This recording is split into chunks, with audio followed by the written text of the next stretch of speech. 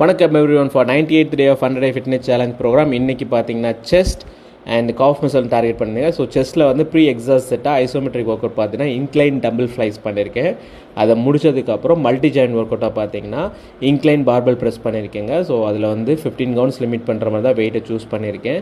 So 15 count ஈஸியாக 15 counts பண்ண முடியாது. ஸோ அட்லீஸ்ட் ஒரு 12 கவுண்ட்ஸ்லையாவது நீங்கள் அந்த ஸ்ட்ரகிள் ஃபீல் பண்ணணும். ஸோ ஒன்ஸ் 15 கவுண்ட்ஸ் முடித்த உடனே பார்த்தீங்கன்னா 30% ஆஃப் வெயிட்டை ட்ராப் பண்ணிவிட்டு திரும்ப சேம் எக்ஸசைஸ் மசில் ஃபெயிலியர் வரைக்கும் பெர்ஃபார்ம் பண்ணியிருப்பேன். ஸோ இது வந்து ட்ராப் செட். இந்த வீடியோவில் பார்த்தீங்கன்னா இந்த ட்ராப் செட்டை வந்து எடிட் கிளிப்பிங் பண்ணாமல் அப்படியே போட்டிருப்பேன் நான். அதுக்கப்புறம் பார்த்தீங்க அப்படின்னா ஃப்ளாட் டம்பிள் ப்ரெஸ் பண்ணியிருப்பேன். அதுலேயுமே வந்து ட்ராப் செட் வந்து பெர்ஃபார்ம் பண்ணியிருப்பேங்க. ஸோ ஒன்ஸ் 15 கவுண்ட்ஸ் முடிஞ்ச உடனே 30% வெயிட் ட்ராப் பண்ணிவிட்டு திரும்ப சேம் எக்ஸசைஸ் மசில் ஃபெயிலியர் வரைக்கும் பெர்ஃபார்ம் பண்ணியிருப்பேன். இதில் பார்த்தீங்கன்னா ட்ராப் செட் பண்ணுறப்ப எந்த ஒரு பிரேக் எடுக்கக்கூடாது. ஸோ முடித்த உடனே திரும்ப நீங்கள் வந்து வெயிட் ட்ராப் பண்ண உடனே திரும்ப ஸ்டார்ட் பண்ணுற மாதிரி இருக்கும். அதுக்கப்புறம் பார்த்தீங்கன்னா பெக் டெக் பண்ணியிருப்பேன். ஸோ பெக் டெக்கில் வந்து ரெஸ்ட் பாஸ் டெக்னிக் பெர்ஃபார்ம் பண்ணியிருப்பேன். ஒரு செட்டுக்கும் பார்த்தீங்கன்னா less than 30 seconds தாங்க பிரேக் விட்டுருக்கும். அதுக்கப்புறம் பார்த்தீங்கன்னா காஃப்க்கு வந்து ஸ்டாண்டிங் காஃப் ப்ரெஸ்ஸும் சீட்டட் காஃப் ப்ரெஸ்ஸும் பண்ணியிருக்கேன் நான். ஸோ இன்னும் 2 நாள் தான் இருக்குது இந்த 100 டே சேலஞ்ச் முடிகிறதுக்கு.